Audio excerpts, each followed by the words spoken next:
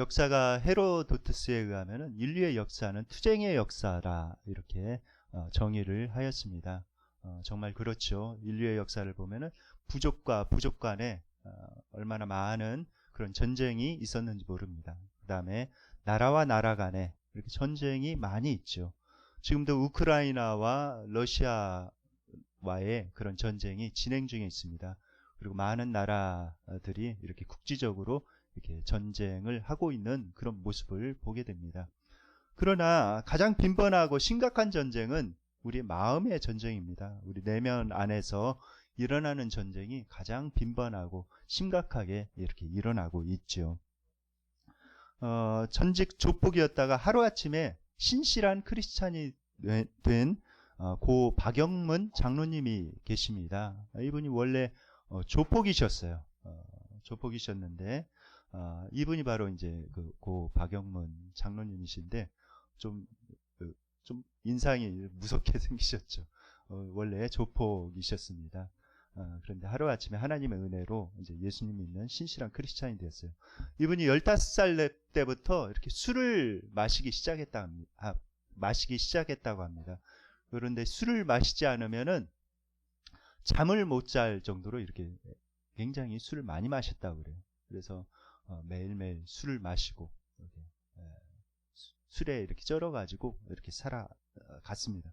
결혼을 하였는데 처가댁에 그런 원한이 이렇게 많이 생긴 모양입니다. 그래서 처가댁에 7 식구가 있는데 그 7 식구를 내가 다 죽여버리고 휘발유로 다 태워버려야 되겠다.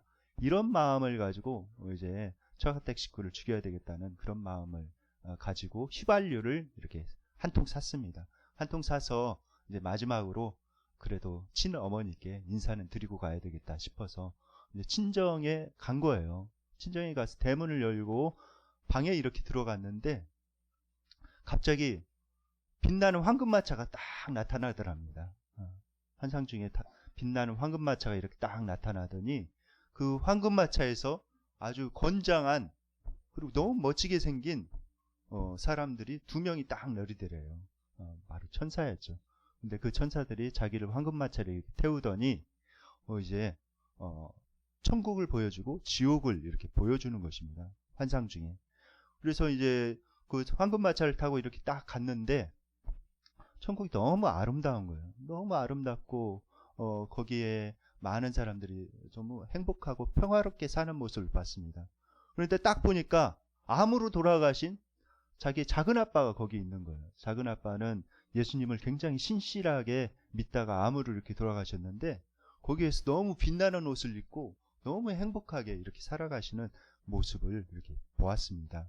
그리고 나서 이제 그 천사가 지옥을 보여주는 거예요. 지옥을 보여주는데 이제 살아생전에 예수님 믿는 사람들을 막 핍박하고 예수님 믿는 가족들을 굉장히 힘들게 했던 그 아버지가 거기에 있더라는 거예요. 그런데 구렁이가 칭칭 감고 너무 고통 가운데 그곳에 있는 모습을 보고 굉장히 큰 충격을 받았습니다. 그리고 나서 이 천사가 이제 알려주는 거예요. 내가 이것을 너에게 이렇게 보여준 것은 때가 임박했기 때문이다. 이제 때가 얼마 남지 않았기 때문에 너에게 이 모든 것을 보여줬노라. 이렇게 말씀하는 것입니다. 그리고 나서 이제 믿겠느냐? 라고 이야기를 하면서 그 환상이 딱 사라졌습니다.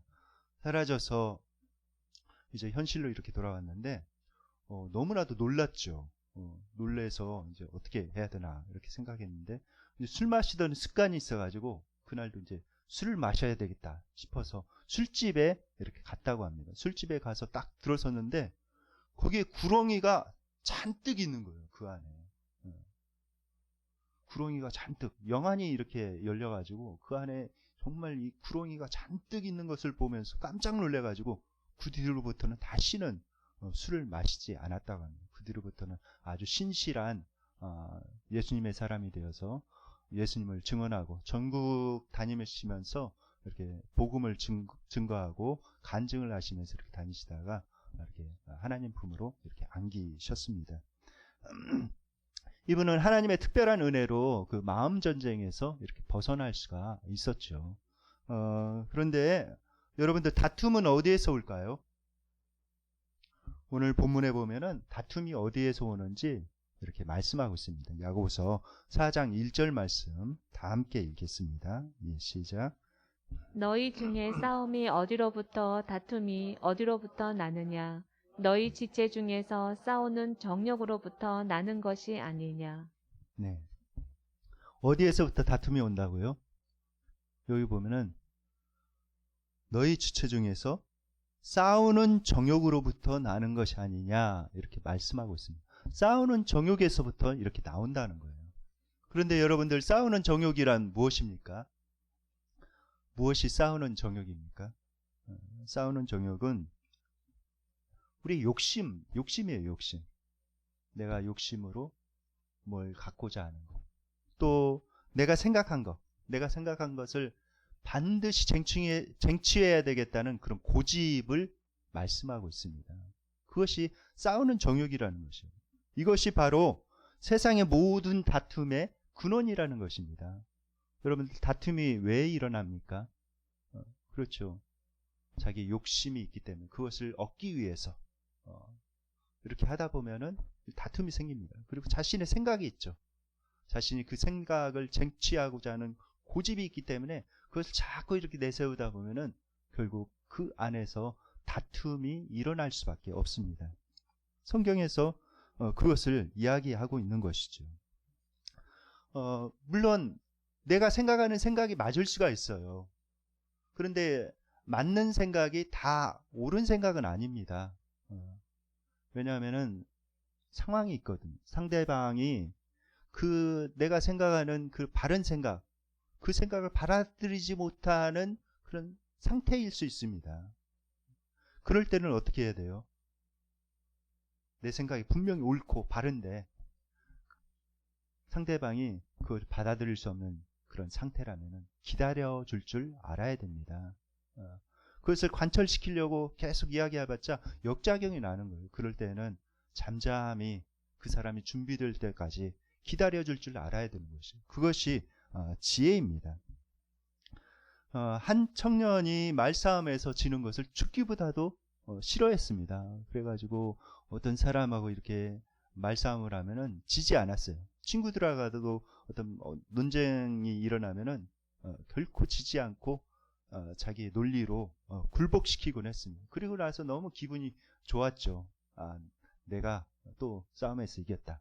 그런데 이렇게 살펴보니까 자기 주변의 친구들이 하나 둘씩 떠나가고 친구가 남지 않는 것입니다. 그래서 이렇게 가만히 생각해 보니까 이기는 것이 좋은 것이 아니라는 것을 알게 되었어요. 이기는 것이 좋은 것이 아니구나 라는 것을 알게 되고 그 다음부터는 이 청년이 내가 정말 져주는 사람이 돼야 되겠다 라는 생각을 하게 되었습니다. 그 다음부터는 친구 주변에, 이 청년 주변에 이제 친구가 이제 모이기 시작한 것이죠. 우리가 그것을 잘 알아야 되는 것이죠.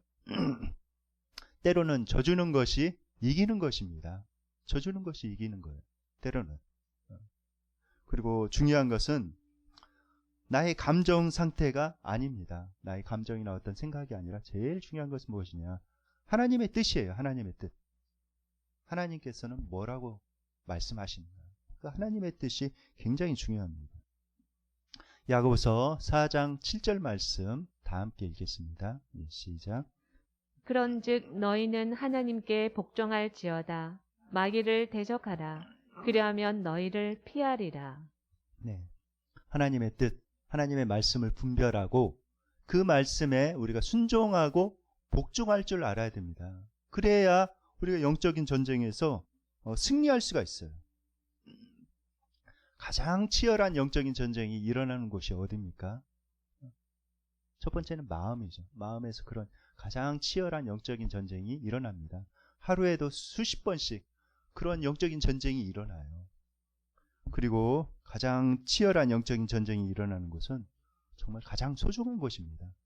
가정에서, 때로는 교회에서 그런 영적인 전쟁이 이렇게 일어납니다. 사단이 아는 거예요. 그것이 가장 소중한 곳이라는 거예요. 그러니까 그곳에 어떤 마귀가 안 좋은 생각들을 심어주고 그 생각들로 서로 다투게 하고 싸움이 일어나게 하고 분쟁이 일어나게 해서 가정이 파괴되고 공동체가 파괴되게 하는 역할을 하는 것이 바로 마귀입니다. 때때로 우리가 사랑하는 사람으로부터 안 좋은 말을 듣기도 해요. 배우자로부터, 또 심지어는 내 몸에서 태어난 자녀로부터, 그리고 내가 사랑하는 친구로부터, 사랑하는 교우로부터 그런 안 좋은 말을 듣기도 합니다. 그럴 때 어떻게 해야 될까요? 그럴 때 그 사람을만을 이렇게 보면은 결코 이길 수가 없습니다. 저 인간이 어찌 나한테 그럴 수가 있는가? 어떻게 사람이 나한테 이럴 수가 있는가? 내가 그동안 베풀어 준 게 얼만데, 내가 그동안 키워준 게 정말 얼마나 큰 희생과 사랑으로 키워줬는데, 라고 생각하면서 그 사람을 생각한다면 결코 그 문제를 해결할 수가 없죠. 왜 그 사람이 그렇게 행동하는지 그 원인을 알아야 됩니다. 그리고 근원적인 그 출발점이 어딘지, 어둠의 영들이 배후에서 조종하고 있다는 것을 알아야 돼요. 그래야 거기에서 승리할 수가 있습니다. 그렇지 않고 그런 영적인 분별력이 없이 어둠의 영들이 내 안에, 마음 안에 딱 던져준 그런 안 좋은 생각들을 덜컥 내가 잡는 순간, 그것을 잡는 순간 마음의 소용돌이 가운데 이렇게 빠지는 거예요. 그리고 그 생각에 동의해서 내가 행동하는 순간 태풍이 일어나게 되고 정말 지옥의 맛을 맛보게 됩니다.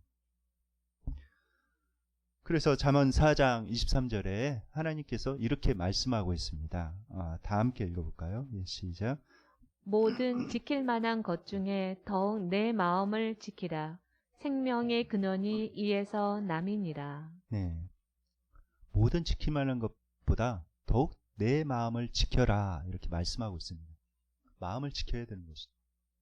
특별히 참을 줄 알아야 됩니다.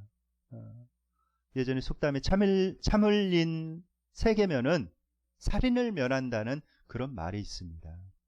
우리가 가만히 우리 삶을 이렇게 생각해 볼 때 지금까지 참아서 내가 후회한 적이 있었는가? 대부분 후회한 것은 내가 그 상황에서 왜 그렇게 참지 못하고 화를 냈던가 라는 것이죠. 내가 그때 참았더라면 더 좋았을 텐데 라는 그런 후회를 많이 하게 됩니다. 우리는 기도해야 되죠. 제가 감정이나 어떤 느낌에 좌우되지 않고 정말 하나님의 말씀에, 하나님의 뜻에 제가 정말 좌우되게 이렇게 해주십시오 라고 기도를 해야 됩니다. 그런데 그 기도가 때로는 정말 쉽지 않아요. 나는 이렇게 영성이 약한 사람인가? 나는 이 문제를 도저히 뛰어넘을 수 없는 사람인가? 라는 생각이 들 때가 있습니다. 한 기독자 단체에서 굉장히 열심히 활동하고 있는 3명의 청년들이 있었습니다. 그런데 여러 가지 복잡한 삶의 문제 가운데 이렇게 빠지게 된 거예요.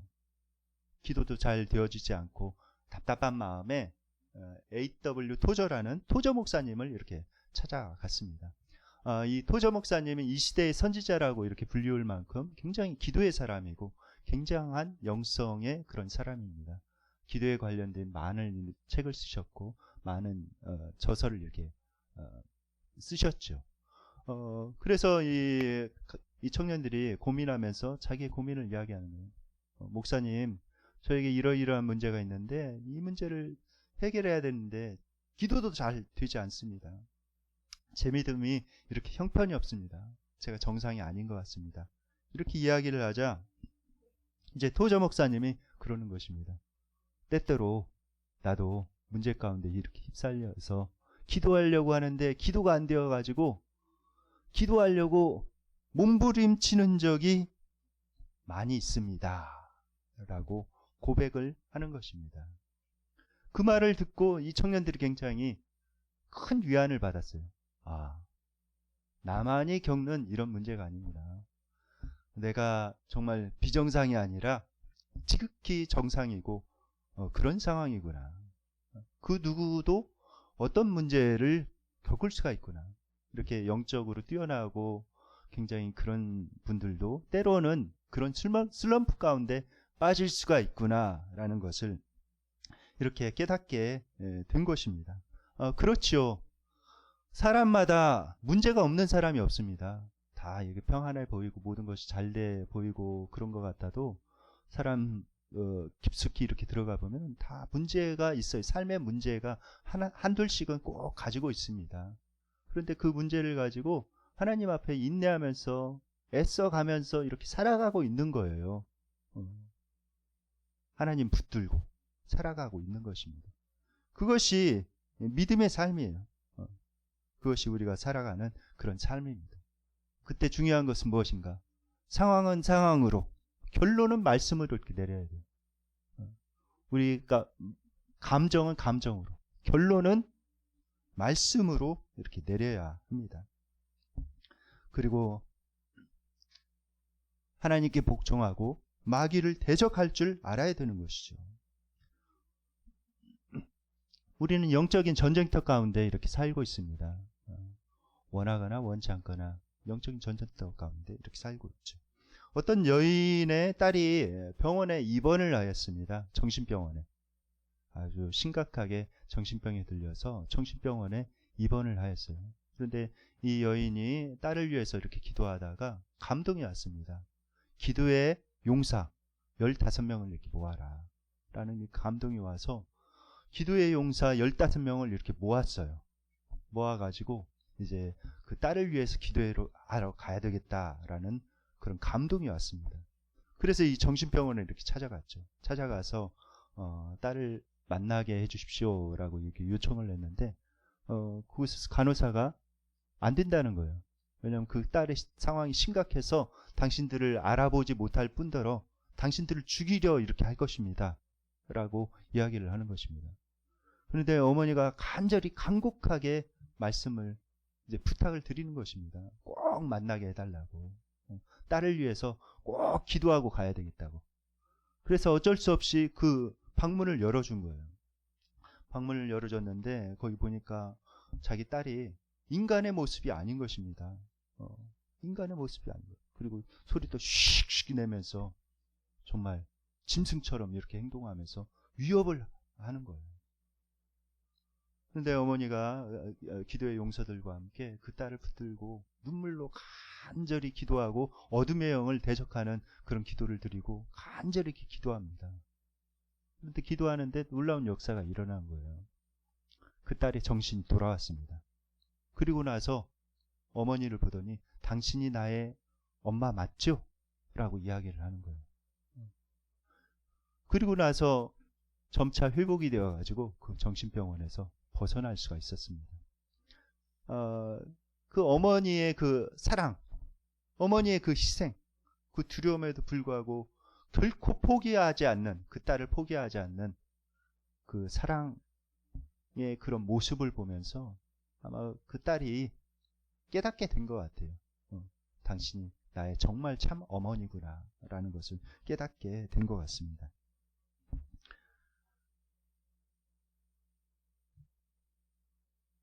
우리가 영적인 분별력이 있어야 되죠. 영적인 분별력을 가지고 정말 어둠의 영들이 어떻게 우리 가정을 공격하고 있는가, 우리 공동체를 공격하고 있는가, 내가 속해 있는 그런 공동체를 무너뜨리려고 하는가, 그것을 깨달아야 됩니다. 그래야 우리가 승리할 수가 있는 것이죠. 그리고 하나님을 가까이 해야 합니다.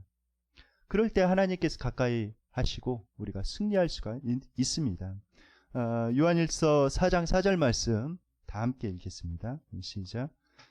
자녀들아, 너희는 하나님께 속하였고 또 그들을 이겼나니 이는 너희 안에 계신 이가 세상에 있는 자보다 크심이라. 네, 우리가 한 가지 기억해야 될 것은 무엇인가? 우리가 영적인 전투를 하면서 이렇게 두려워할 수가 있어요. 과연 이 문제를 내가 뛰어넘을 수 있겠는가? 이 문제가 해결될 것인가? 라는 그런 두려움에 사로잡힐 수가 있습니다. 그러나 한 가지 기억할 것은 우리 안에 계시는 성령님께서 세상에 있는 이보다 훨씬 크신 분이라는 거예요. 전지전능하신 능력 많으신 분이 바로 우리 안에 계신 하나님이시라는 것입니다. 크신 하나님을 보면서 믿음으로 나아가라는 거예요. 그래야 승리할 수 있다는 것입니다. 여러분들, 우리가 영적인 전쟁은 피할 수가 없습니다. 이 땅에 살아가면서 피할 수가 없는 것이죠. 반드시 치러내야 되고 반드시 이겨나가야 됩니다. 어떤 어린아이가 이렇게 아기가 태어났을 때 무균실에서 그 아이를 계속 키울 수는 없죠. 만약에 아이가 태어났는데 무균실에서 6세, 7세 될 때까지 계속 키우다가 세상으로 이렇게 나오게 하면 어떻게 될까요? 바로 질병에 걸려가지고 목숨이 위태할 수가 있습니다. 우리가 세상에 태어나서 이런 각종 균들, 이런 것들을 이렇게 접하면서 면역성을 키우는 것이죠. 그것을 이겨나갈 수 있는 힘을 키우는 것입니다. 그럴 때 면역성이 생겨서 이겨나갈 수가 있는 거예요. 이제 얼마 있지 않으면 30일부터는 뭐 실내에서도 이렇게 마스크 자율화를 이렇게 하라고 정부에서 이렇게 이렇게 방침을 세웠습니다. 그러니까 이제 실내에서도 마스크 벗고 이렇게 있는 분들 많이 이렇게 생길 거예요. 근데 정말 그것을 이겨나가려면 어떻게 해야 되는가? 면역성을 강화해야 돼요. 면역성을 강화하고, 그럴 때 그것을 물리쳐 나갈 수가 있는 것이죠. 영적으로도 마찬가지입니다. 영적으로도 크고 작은 그런 영적인 싸움이 있을 수가 있어요. 우리가 살아가는데 그것을 피할 수는 없습니다. 이 세상에서는. 우리가 안식할 곳은 하나님의 나라이지, 영원한 천국에서 우리가 안식할 수 있는 것이지, 이 땅에 살아가면서는 그 크고 작은 그런 영적인 전쟁을 피할 수가 없어요. 그런데 승리할 수는 있습니다. 하나님을 의지하고 하나님을 가까이 하고 그럴 때 우리가 승리할 수가 있는 것이죠. 그리고 하나님께서 은혜의 밥상을 이렇게 차려 주십니다. 주일 예배를 통해서, 또 하나님의 말씀을 통해서, 성도 간의 교제를 통해서, 또 합심 기도를 통해서 우리가 그런 영적인 영양분을 받게 이렇게 하세요. 어느 날 저녁 늙은 체르키 인디언이 자신의 손자를 데려다가 사람의 내면 속에 얼마나 큰 전쟁이 일어나고 있는지, 내면 속에 벌어지는 싸움에 대해서 이렇게 이야기를 해주고 있었습니다. 사람의 내면에는 두 마리 늑대가 살고 있단다. 하나는 불행의 늑대야. 이 늑대는 다툼과 시기, 질투, 파멸을 가져오는 그런 늑대지. 또 하나의 늑대는 행복이라는 늑대란다. 사랑과 희락과 화평과 온유와 기쁨이 넘치는 그런 행복이라는 늑대가 있지. 그 이야기를 듣던 중에 손자가 이런 질문을 합니다. 그러면 할머니, 누가 이겨요? 그것은 내가 먹이를 많이 주는 그 늑대가 이긴단다. 그렇죠. 먹이를 많이 주는 그 늑대가 이길 수밖에 없습니다. 우리도 마찬가지예요. 우리 마음 가운데 치열한 영적인 전투가 일어나는데 하나님의 말씀 섭취하는 것을 게을리하고 하나님께 기도하는 것을 게을리하면은 우리가 결코 이길 수가 없습니다. 또 하나님께 예배드리는 거 이런 것들을 게을리한다면은 결코 그 전쟁에서 이길 수가 없는 것이죠.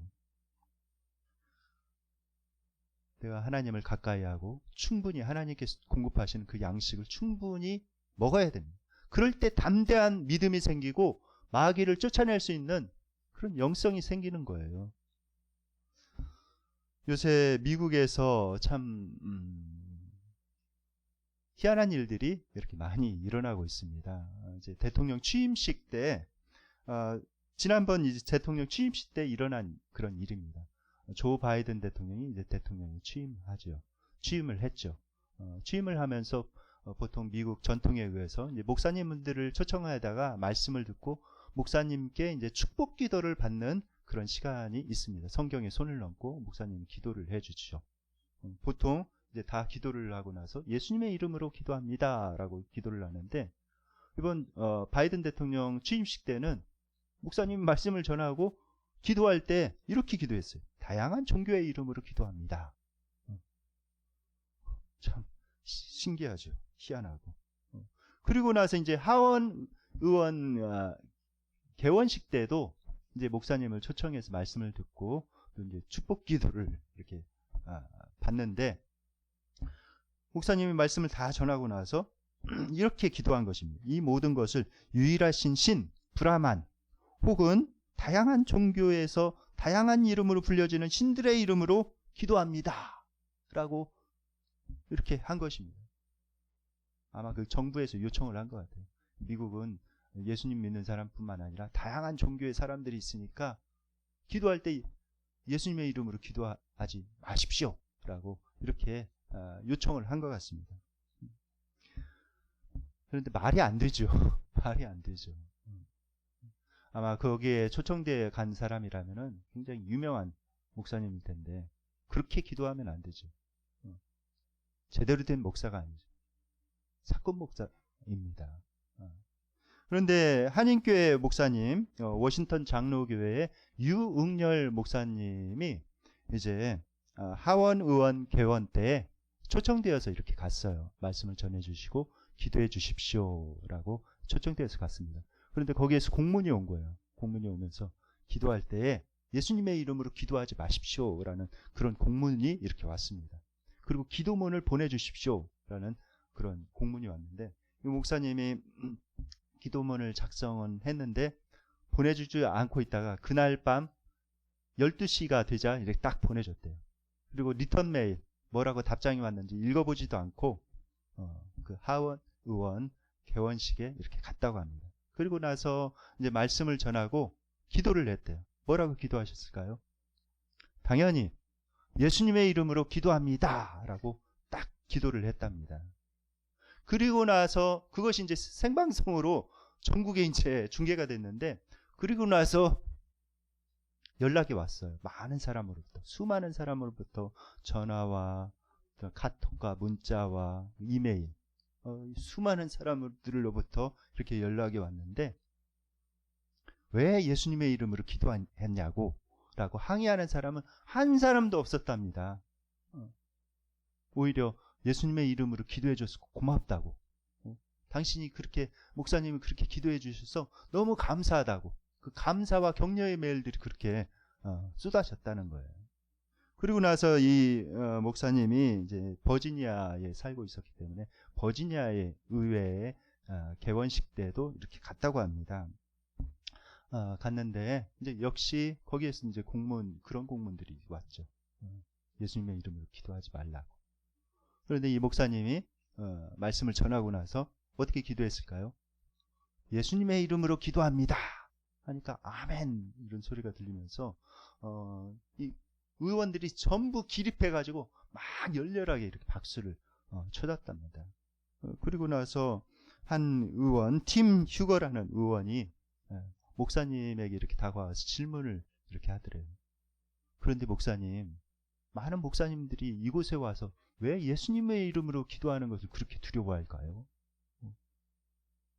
라는 그런 질문을 하더랍니다.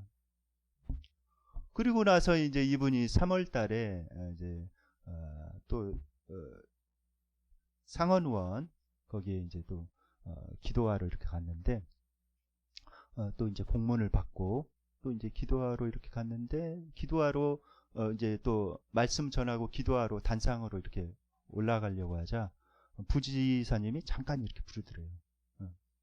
그래서 이제 부지사님이 아마 예수님의 이름으로 기도하지 말라고 이렇게 이야기하려고 하나 보다 이렇게 했는데 부지사님이 이렇게 이야기를 하더랍니다. 목사님 평소에 기도하시는 대로 목사님께서 평소에 기도하시는 대로 그렇게 기도해 주세요. 그래서 이 목사님이 또 말씀을 전하고 나서 예수님의 이름으로 기도합니다. 아멘. 이렇게 기도를 하게 됐죠. 그러니까 그런 요청인 거예요. 목사다면 목사답게 예수님 믿는 사람이라면 믿는 사람답게 당당하게 믿음으로 행하십시오 라는 그런 요청이었던 것입니다. 우리가 코로나 시기로 인해서 많은 그런 그 기독교에 대한 그런 안 좋은 이미지들 어떤 그 특정 교회를 통해서 그런 이미지들이 많이 이렇게 부각이 됐습니다. 그리고 많은 사람들이 기독교에 대해서 이렇게 안 좋게 생각하고 언론에서도 굉장히 안 좋게 이렇게 이미지를 그렇게 심어갔죠. 그런데 이럴 때일수록 우리가 믿음을 굳건하게 해야 됩니다. 내가 예수님 믿는 사람이라는 것을 분명하게 해야 되는 거예요. 나의 신앙 고백이 분명해져야 됩니다. 그리고 하나님을 가까이 해야 돼요. 이럴 때일수록 하나님을 가까이 하고, 그럴 때 하나님께서 나에게 가까이 하시고 또 세상을 이겨나갈 수 있는 그런 능력을, 힘을 우리에게 하나님께서 부어 주십니다. 이제 야고보서 4장 7절 8절 말씀을 다 함께 읽겠습니다. 예, 시작. 그런즉 너희는 하나님께 복종할지어다. 마귀를 대적하라. 그리하면 너희를 피하리라. 하나님을 가까이 하라. 그리하면 너희를 가까이 하시리라. 죄인들아 손을 깨끗이 하라. 두 마음을 품은 자들아 마음을 성결하게 하라. 아멘. 이제 말씀을 묵상하며 기도하는 시간을 갖도록 하겠습니다.